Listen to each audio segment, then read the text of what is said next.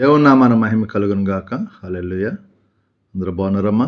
దేవాదేవుడు మరి యొక్క నూతన దయచేసిన దేవాదేవునికి వందనాలు చెల్లించుకుంటూ మరి ఇదనపు వాగ్దానం ధ్యానించుకుని ప్రార్థన చేసుకుందాం.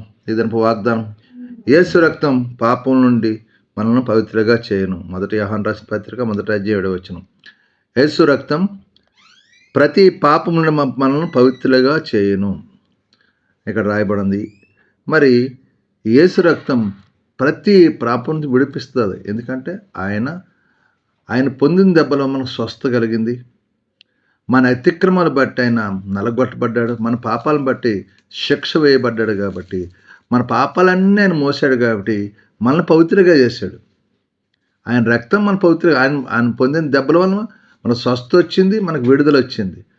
కాబట్టి దినాన్న మన పాపులం కాదు, పరిశుద్ధులు. ఏంటంటే యేసు రక్తం మన పరిశుద్ధులు.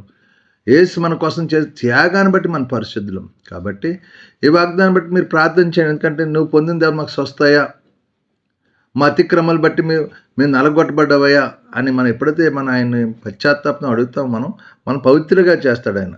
అంటే ఆయన రక్తం మనం పవిత్రగా చేసింది కాబట్టి ఆయన చిత్తం నెరవేర్చి, ఆయన ఇష్టం నెరవేర్చి, ఆయన వాక్యానుసార జీవితం మనం జీవించామనుకో, మనం అందరం పవిత్రగా ఉండే కృప దేవుడు దయచేయను గాక. మరి వాగ్దానం ప్రార్థించే దేవుడు నిన్ను కూడా దీవించిన గాక. ఆమేన్. ఈ సమయంలో మీ కొరకు ప్రార్థిస్తాను. మీరు కూడా నాతో ఏకీపించిన ప్రార్థన. సర్వాధికారియు మహాగణుడు పరిశుద్ధుడు కృపగల తండ్రి, నీకు వందనాలు. మరొక నూతన దినం దయచేస్తూ ఈ దినమంతా రెక్కల చాటును భద్రపరచండి, కాచి కాపాడండి, దీవించండి, ఆశ్రయించండి.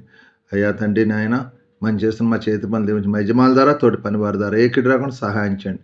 యజమానులు నెలలా జీతాలు చిక్కురుపుతాయి. ఇచ్చిన జీతం వ్యర్థంగా పాటు మా కష్టార్జితం తినేలాగా సహాయించండి. అలాగే దుష్టుడు సాతాను గలిబిలు లేకుండా సహాయం, బలహీనంగా బట్టి ముట్టండి, స్వస్థపరచండి.